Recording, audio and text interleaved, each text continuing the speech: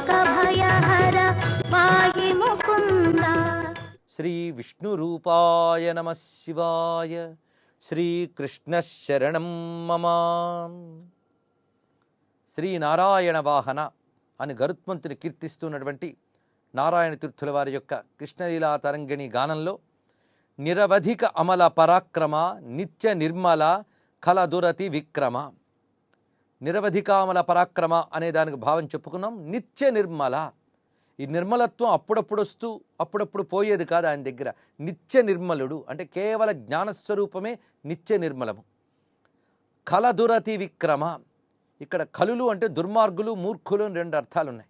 అటువంటి మూర్ఖులైన వారు, దుర్మార్గులైన వారు ఆయన ఎదుర్కొనలేరు, ఆయన్ని గ్రహించలేరు అనే భావం ఇందులో ఉన్నది. అంటే ఎవరు మూర్ఖులో వారి జ్ఞానాన్ని తెలుసుకోలేరు. అటువంటి జ్ఞానస్వరూపుడైనటువంటి గరుత్మంతుడు దుష్ట సంస్కారములు కలిగిన వారికి లభ్యము కాడు అని చెప్పడం ఒకటి. అదేవిధంగా దుర్మార్గులైన వారు ఆయన ఎదుర్కొనలేరు. ముని అయినటువంటి నారాయణ తీర్థుని యొక్క మనస్సును రంజింపజేయువాడు. ఇక్కడ నామముద్ర చూపిస్తూ ఉన్నారు. ప్రతి కీర్తనలో కూడా తన యొక్క నామం ముద్రగా కనిపిస్తూ ఉంటుంది. ముని అయిన అంటే యతీశ్వరుడైనటువంటి నారాయణ తీర్థుల యొక్క మతిని ఆనందింపజేయువాడు, మనస్సును రంజింపజేయువాడు. ఎందుకంటే భాగవతుల పూజ పిమ్మట భగవంతుని పూజ అన్నారు. ముందు భాగవతుల్ని పూజించాలట. ఈ సమస్తమైన భాగవతత్వం అంతా గరుత్మంతుని వద్ద కనబడుతున్నది. ఎందుకంటే ఆయనకు రెండో పనులు, ఎప్పుడూ నారాయణ్ణి చూస్తూ ఉండడం, రెండవది నారాయణ్ణి మోస్తూ ఉండడం. ఇంకేం కావాలి? స్వామి ఎందే దృష్టి పెట్టాలి, తనలో స్వామిని నింపుకోవాలి. అటువంటి భాగవత తత్వమే గరుత్మంతుని యందు కనబడుతున్నది కనుకనే నారాయణ తీర్థ మతిరమ అనే చక్కని భావాన్ని భాగవతోత్తముడైనటువంటి నారాయణ తీర్థుడు ఇక్కడ సంభావించారు. అరవింద లోచన అగబంధ మోచన. ముఖ్యంగా ఈ కృష్ణలీలా తరంగిణి అంతా కూడా సంస్కృత భాషలో ఉన్నప్పటికీ కూడా చాలా మృదువైనటువంటి భావాలతో వెళుతూ ఉంటుంది. వినడానికి కూడా కోమలంగా, సులభంగా, శైలీ విన్యాసంతో ఉంటుంది. భావాలైతే లోతుగా ఉంటాయి కానీ మాటలు మాత్రం తేటగా ఉంటాయి, తీయగా ఉంటాయి. ఆ కూర్చుని కూర్పులో అరవింద లోచన అగబంధ మోచన, ఇలాగ ప్రతి చోట కూడా అంత్యానుప్రాసలు ప్రతి కీర్తనలో కనబడతాయి. అందుకే అరవింద లోచన అగబంధ మోచన. అగబంధ అంటే పాపబంధములు, ఆ పాపబంధములు తెంచువాడు. ఎందుకంటే బంధాలు తెంచడమే గరుత్మంతుని యొక్క గొప్ప లక్షణం. అసలు తన తల్లి యొక్క దాస్యబంధాన్ని తెచ్చినటువంటి మహానుభావుడు, గొప్ప మాతృభక్తుడు ఆయన. గరుత్మంతుని యొక్క రెండు నేత్రములు కూడా సూర్యచంద్రులు. ఆ సూర్యచంద్రాత్మకమైనటువంటి నేత్రములు కలిగిన వాడు. పరిజన పాలన, పరిజనులు తన చుట్టూ ఉన్నటువంటి జనులు తను ఆశ్రయించిన వారు, వారిని పాలించేవాడు. పైగా వైకుంఠ పరివారం అంతా కూడా గరుత్మంతుని మన్నిస్తూ ఉంటుంది. అందుకు గరుత్మంతుడు ఒక విధంగా వైకుంఠ పరివారానికి కూడా పాలకుడు. పామర విదలన, పామరులు అంటే మూర్ఖులు, ఆ మూర్ఖుల్ని చీల్చువాడు అనగా అజ్ఞాన నాశకుడు అని అర్థం. గురుకృత సేవన, ఇది ఒకటి చక్కటి మాట ఇక్కడ వేశారు. అంటే గురుకృత సేవన అంటే గురువుల చేత సేవింపబడువాడు అన్నారు. ఈయన వేదస్వరూపుడు కదా. వేదాన్ని ఋషులు గురువులు సేవిస్తూ ఉంటారు. ఆ వేద జ్ఞానాన్ని శిష్య పరంపరకి ఇస్తూ ఉంటారు. ఆ అందుకున్న శిష్యులు తర్వాత వాళ్ళు గురువులు అవుతుంటారు.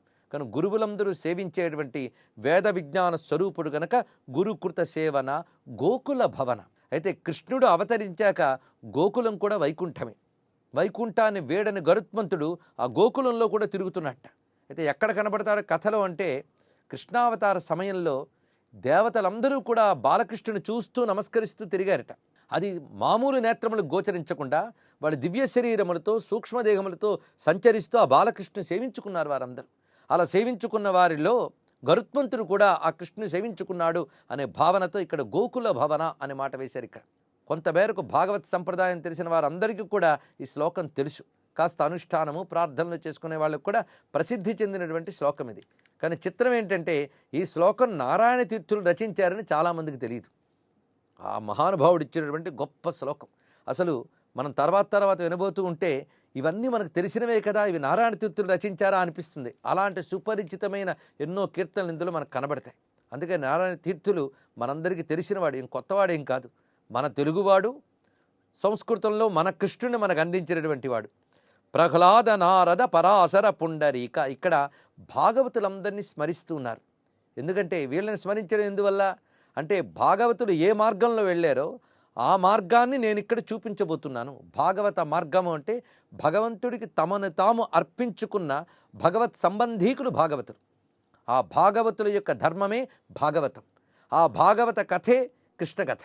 ఆ ధర్మపాలకులైన భాగవతులందరినీ ఇక్కడ స్మరణ చేస్తున్నారు. ఇందులో చెప్పబడిన వారు ప్రహ్లాదుడు, నారదుడు, పరాశరుడు, పుండరీకుడు. ఈ పుండరీకుడు పాండురంగని యొక్క భక్తుడు.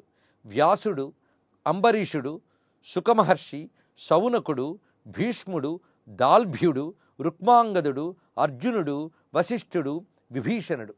ఇలా మొత్తంగా 13 భాగవతోత్తమని చెప్పినా మొదలుగా గల అన్నారు. పుణ్యానిమాన్ ఆదీన్ అని చెప్పడంలో మొదలుగా 13 ఇంకా చాలామంది ఉన్నారు. ఇప్పుడు మనం కృష్ణ సంకీర్తనలో ప్రవేశిస్తూ ఉన్నాం. అయితే ఈ కృష్ణుడు మొట్టమొదట మనకు కనబడిన కృష్ణుడు జగన్నాథస్వామి.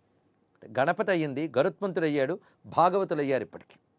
ఇప్పుడు ఇంకా విషయ వస్తువులోకి వెళుతూ ఇక్కడ ధ్యాన శ్లోకములు లేదా ప్రార్థనా గీతములు అనుకుందాం. ఈ ప్రార్థన చేస్తున్నది ఒకటి జగన్నాథ స్వామిని, ఇంకొకటి వెంకటేశ్వర స్వామిని. ఈ రెండు కూడా నారాయణ రూపములే, అనగా కృష్ణ రూపములే. ఇక్కడ జగన్నాథుడు సాక్షాత్ శ్రీకృష్ణ పరమాత్మ. పైగా అనాది అయిన క్షేత్రం ఈ జగన్నాథ క్షేత్రం. మహానుభావులైన నారాయణ తీర్థుల వారు ఈ జగన్నాథ క్షేత్రానికి వచ్చి జగన్నాథుని దర్శించి ఆ క్షేత్రమంతా సంచరించి ఒక దివ్యానుభూతికి లోనై ఆయన్ని కీర్తించారు. ఆ కీర్తించినది ఒక శ్లోకం, ఒక కీర్తన మనకు లభిస్తున్నది. ఈ శ్లోకం ద్వారా, కీర్తన ద్వారా మనం కూడా ఆ పూరీ క్షేత్ర విహారం చేస్తూ జగన్నాథుని దర్శనం చేసుకుందాం. ఆ దివ్య క్షేత్రంలో నీలాచలమనకు పర్వతం ఉన్నది. ఆ పర్వతమే ఈయన యొక్క నివాస భూమి. అక్కడ ఉన్నటువంటి స్వామి జగన్నాథుడు. ఏ జగతికి నాథుడు అంటే నిఖిల జగన్నాథం అని మాట వేశారు. సర్వజగతికి నాథుట అంటే జగన్నాథుడు ఒక్కడే, ఆయన ఒక్కడు చాలు. ఏకో నారాయణ